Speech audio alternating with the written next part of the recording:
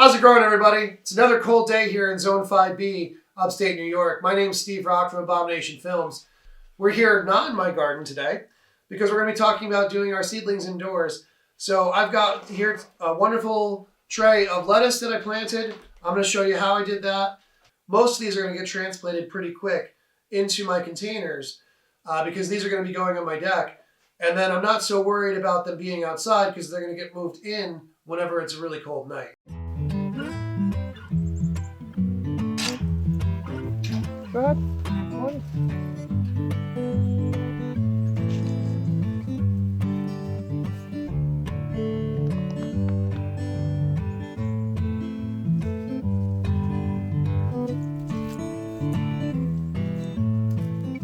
I wanted to talk specifically about the seedling cups. We'll get to those in a moment. But for right now, I just wanted to talk about the actual trays. So these are very sturdy. They're very strong. And they put up with a lot of abuse. You can use, just like on a regular drip tray, you can, water in one side and it'll soak up from the bottom. You'll be watering from underneath. These are really good. And they're also sturdy enough to carry pretty heavy seedlings around and not be worried about them going anywhere. But, they're not long term. They only last maybe 1 or 2 years. They start to get real beat up. They get weak. They'll also get really dirty. You can clean them up and you can reuse them plenty of times, but it's just on one hand, it is a very cheap, economical option you can go with right away. But then sometimes it's worth it to spend a little bit more. So I have these kind of trays, and they're plastic, and they actually come with usually these kind of sets. You can buy them separate though. So I bought a few extra along with some new trays to start with this year. And I wanted to talk about some of the ones I've used in the past. The first thing I want to talk about with these, specifically seedling cups, these are ones that I kept from old nursery seedlings. Those are really nice. These are in good shape. The other seedlings popped right out of them without trouble. So I'm going to reuse them this year. They do have drainage holes in the bottom. These are really nice. And because I'm reusing from last year, they're free. So same thing with this one. So this one had strawberry plants. This one had marigolds. And same thing, I've got a couple of these. There's actually 2 right here. And you can just slide your seedling right out, and it's got drainage holes. They're nice big holes, so that way, the roots can breathe and you can underwater. I really enjoyed these, so like I say, I kept as many of these as I could. And these all came from the nursery as well. And they fit right in the tray, you can get a good amount in here. Matter of fact, I could even go like that and fit even more into that space. And then these ones are the biodegradable ones I used to use. Now, I'm going to use them up because I have some more left from this year. I mean, here's a whole tray of them, clearly. But it's advantages and disadvantages, right? Then there's advantages and disadvantages to everything. So with these ones, specifically this one, didn't have any holes in the bottom, so you really should put holes.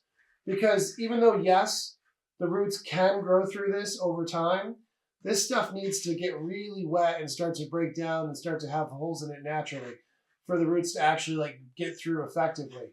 So you're supposed to be able to plant this whole cup. You just cut out, each cup, each seedling, and you drop that in the ground. You don't have to do anything else, I guess it's supposed to make it easier. But in the end, I feel like it really makes it harder because it now has a barrier to grow through.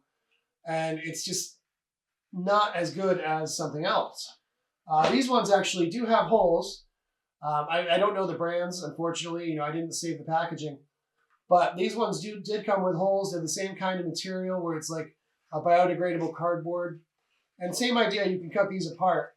But I still found that most of the time, either these would be completely deteriorated after all that watering, and they soaked up all that nonsense, and then I was just putting bare seedlings in the ground anyway, or they would kind of clump on it and kind of seem like there would be more of a hindrance than anything, so I would end up peeling them off. So, I'm kind of over this. It was a nice idea. But I'm still, of course, going to use aluminum trays when I can because I've got a bunch of these left as well. and they're sturdy. You know, these guys are good, but they're not exactly big, and they're not the strongest things, you know? So these are good, but these are a little sturdier than that. And like I said, you know, this is something that you can find anywhere. This you'll find at a garden center. It's March 28th right now, so I'm going to start some of my cold weather stuff that I want to plant outside mid-April, late April, depending on what the weather looks like. So that way I can get my lettuces started, as well as my spinach, broccoli, and other things. And I'm going to be using these seed trays for that stuff. We've already done my tomatoes and my onions in the double cup method, which we went over here. And now we're going to be starting in trays, which is a little bit different. I use a different soil for this, mostly because in a cup I've got a large amount of soil, and I'm going to be keeping the plant in that for longer, so I want that to have nutrients. This stuff, not so worried about it, because I'm not going to be keeping these in these cups too long. You know, this was a $5 bag of seedling mix, and then some other stuff that I got from the hardware store that's also a seed starting mix. They're both very similar. They're both made of almost the same stuff. And they're very light, very fine soil. So I'm going to add that into my bucket. We're going to be putting it all into our bucket and then moistening the bucket so I can put it into the trays and get it all started here. We want to make sure that all these seeds get a nice, easy start. So we don't want it to be too full of anything big, any kind of obstructions like rocks or twigs or any of that. That's why I go with store-bought stuff, because this is all pre-sifted, and it's the same sort of thing I'd be making at home as well. You can do this at home. You can make your own, just like we did our raised bed mix. It's just a little bit different, where you want to stay, and you want to first of all sift all of it and make sure that all of the large stuff is out. And then from that sifted stuff, you want to make sure that it's got some perlite or some other material in it that's going to be able to allow for the plants to have nice, easy water, nice, easy roots, and everything just working very nicely in their original first soil. Putting our soil together, first things first, of course, get your gloves on. So you'll be working with a razor. And I'm going to put both of these in, and I have an extra bag if I need more.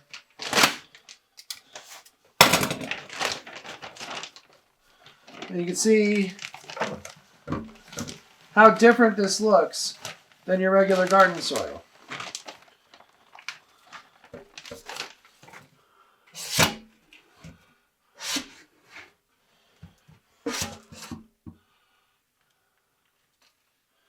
It's very loose, it's very fine, it's very crumbly, and it's also very dry.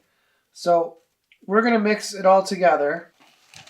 This one's got more of the perlite in it, which I'm glad to see, because I didn't see it in the other one really. So now with this nice and mixed together and then moistened up, we'll have a nice good mix in this bucket for our seed trays.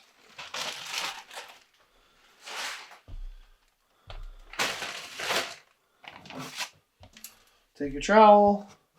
It should be very easy to move. This is like a fine powder almost. You can see the darker stuff mixing up. I'm going to go ahead and start moistening it.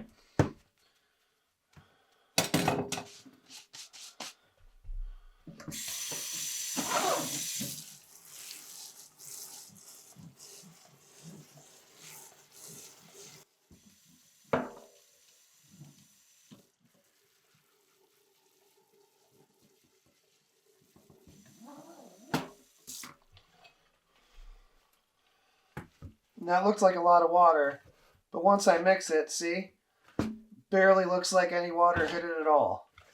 So you want to do that a bunch of times until you feel like it's enough.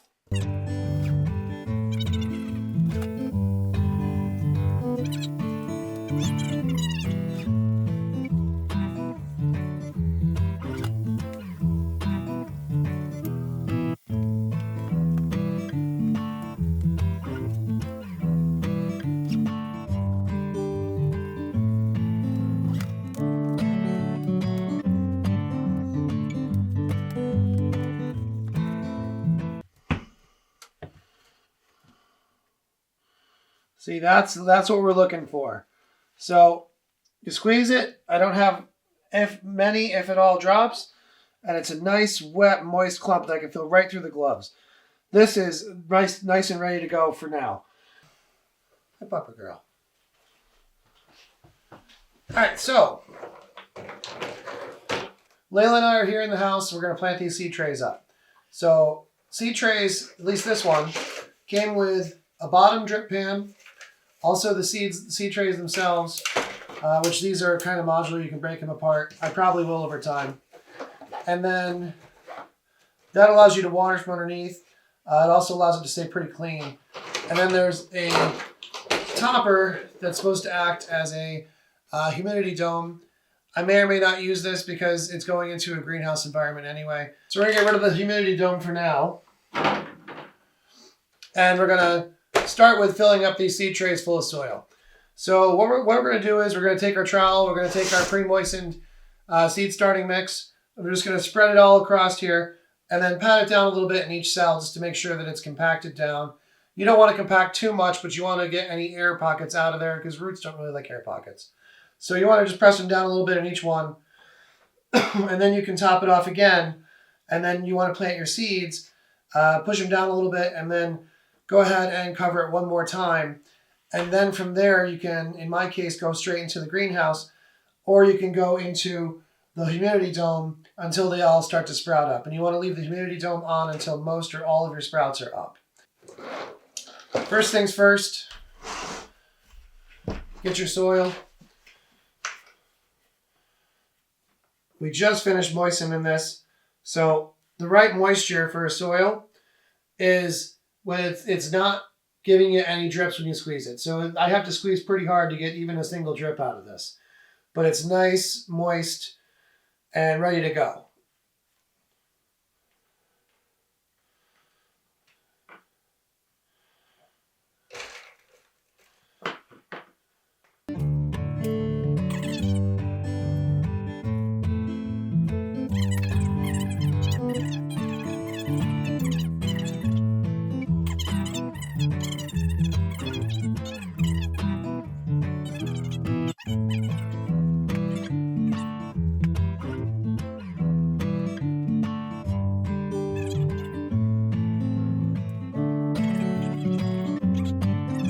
We're pretty well covered all throughout.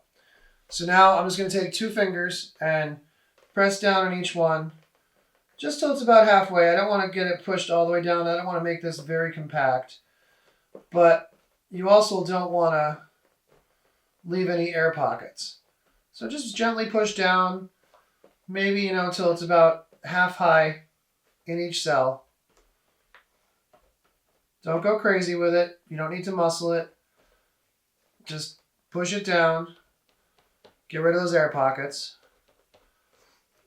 You can also slam the tray down. If I wanted to make a real mess, I would. I don't feel like doing that.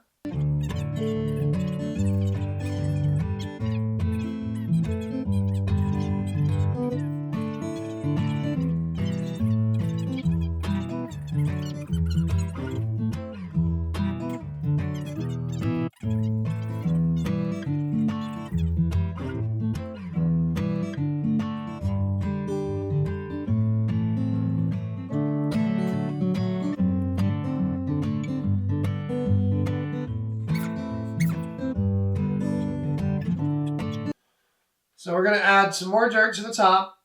That's going to let us fill them in one more time. And then we don't press them down the second time. We just add our seeds and then cover one more time just to get it all finished up and everything nice and tight. And doing lettuce seeds is a little different because they're very, very different as far as how deep they got to go, which is not deep at all. So you just want to do a light covering over the seeds once you have them down. We're going to get to that in a second. We're going to make some holes and drop some seeds in there. Similar way that you do everything else. And the general way that you do most plantings is you want to plant them down as deep 2 times as deep as the seed is high, typically. There are some that you want to do straight on the top of soil because they're actually germinated by light. That'd be something like your lavender. And for lettuce, lettuce is a seed that you barely want to cover. It does need to be not exact direct sunlight, but it really does not like being covered deeply. So you want to just put a very nice light covering over your seeds. And right now, I think I'm pretty confident to go ahead and start. So first one up I'm going to be doing is Great Lakes 118. I'm going to use the same nail that I used before. And you see, even on your seed packet, you want to make sure you read it sometimes. This says surface to 1/8 of an inch down. So I don't want to just surface it, but I am going to make a little bit of a indentation in here just to make sure that it gets underneath so it's not exposed to direct sunlight. And I'm going to make a few of them per cell, just so that way I might end up with 2 seedlings that I can put into the ground, you know, once I have a container ready, or I'll be able to thin out the one that grows the least.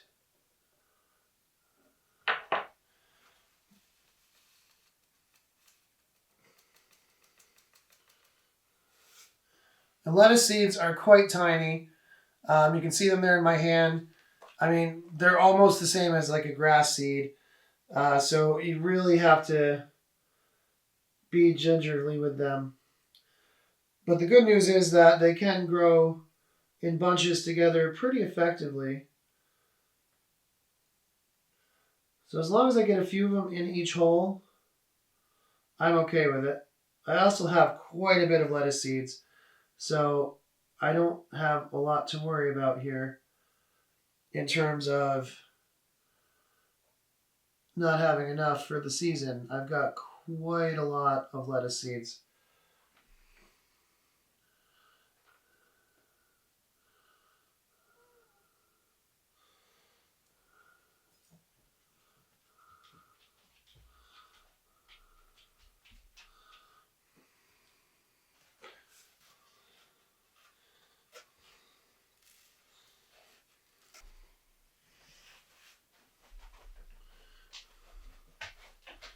So I'm just going to make sure that they're all covered in.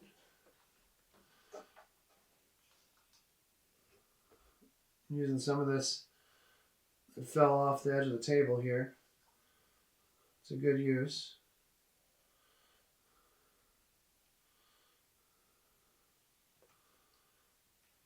Like I said, lettuce does not like to be planted very deeply at all, so I just made little scratch indentations in each seed cell and then dropped quite a few lettuce seeds on top.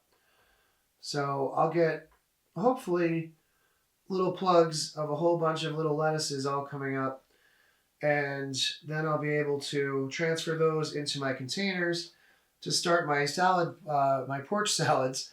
That's what I like to do the most with these, is I actually put them into containers on my porches, and I also do a bed of lettuce in the garden outside as well. It just makes it so that like you can keep making more and more lettuce as you go. And marking down what I just planted, which was a Great Lakes iceberg lettuce 118.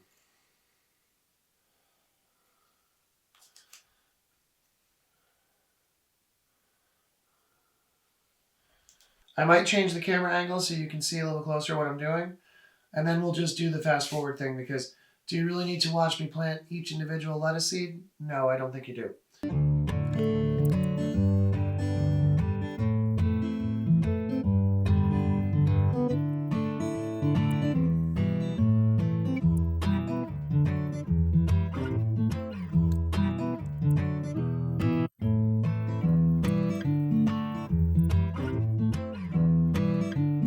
Okay, so we're about a week after we planted the seeds.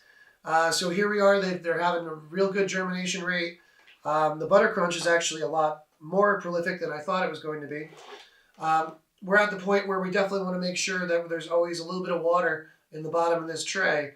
So that way these plants can wick it up and stay nice and fresh and ready. I'm not so worried about thinning these because they're going to be transplanted into containers fairly quickly. And I want to be able to keep getting a lot of salad out of those as much as possible. I am going to be doing succession planting, so I'm going to plant these as my first round in my containers, strong, ready to go, already started. And when I plant these in the containers, I'll be putting more seeds in the ground. And then every time that I harvest lettuce out of it, if it looks like there's an empty space, I'm going to be adding more lettuce seeds again. Just so that way, it constantly keeps growing in those containers, and it's a never-ending supply of salad. So I hope you enjoy the content. If this helps you, please like, share, and subscribe. It'll help the video grow. It'll help us make more videos. And if you have any questions, you can just leave them right down below. I'm just an idiot with a shovel, but if I can help you, I'd love to try. Thank you for stopping by the Rock Garden. I hope you all have a wonderful rest of your day, and keep on growing, people.